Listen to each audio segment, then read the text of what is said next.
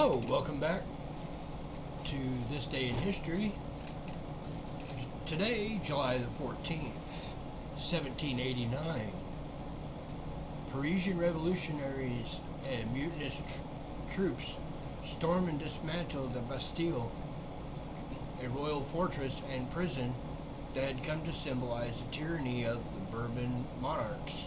On July the 14th, 1789, the dramatic action signaled the beginning of the French Revolution, a decade of political turmoil and terror in which King Louis XVI was overthrown and tens of thousands of people, including the king and his wife, Marie Antoinette, were executed. By the summer of 1789, France was moving quickly towards revolution. Bernard René Jourdan de Launay, pardon me if I messed that up real bad, the military governor of the Bastille, feared that his fortress would be a target for the revolutionaries and so requested reinforcements. On July 12th, royal authorities transferred 250 barrels of gunpowder to the Bastille, and Launay brought his men into the massive fortress and raised its two drawbridges. At dawn on July the 14th, a great crowd armed with muskets, swords, and various makeshift weapons began to gather around the Bastille.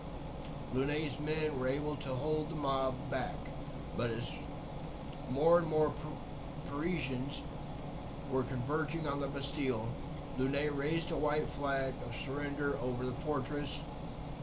Launay and his men were taken into custody. The Bastille's gunpowder and cannons were seized, and the 7 prisoners were freed. Upon arriving at the Hotel de Ville, where Launay was to be arrested and tried by a revolutionary council, he was instead pulled away by a mob and murdered. The capture of the Bastille symbolized the end of the Ancien regime and provided the French revolutionary cause with an irresistible momentum.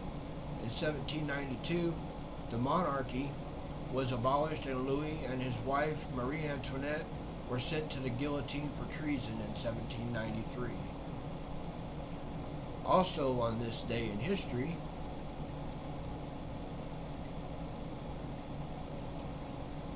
2016, terrorists drive truck through a Bastille Day celebration.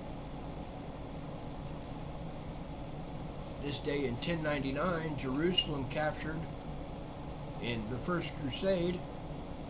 In 1968, Hank Aaron hits 500th homer. In 1913, future President Gerald R. Ford is born. In 1882, gunfighter John Ringo was found dead. In 1881, Billy the Kid is shot to death. In 1966, a mass murderer leaves 8 women dead. In 1963, rupture between the USSR and China grows worse. In 1798, Sedition Act becomes federal law. And in 1918, Quentin Roosevelt, Theodore Roosevelt's youngest son, is killed. Well, this has been This Day in History. We thank you for joining us. And remember, always forward, never back. Until next time, we'll see you later.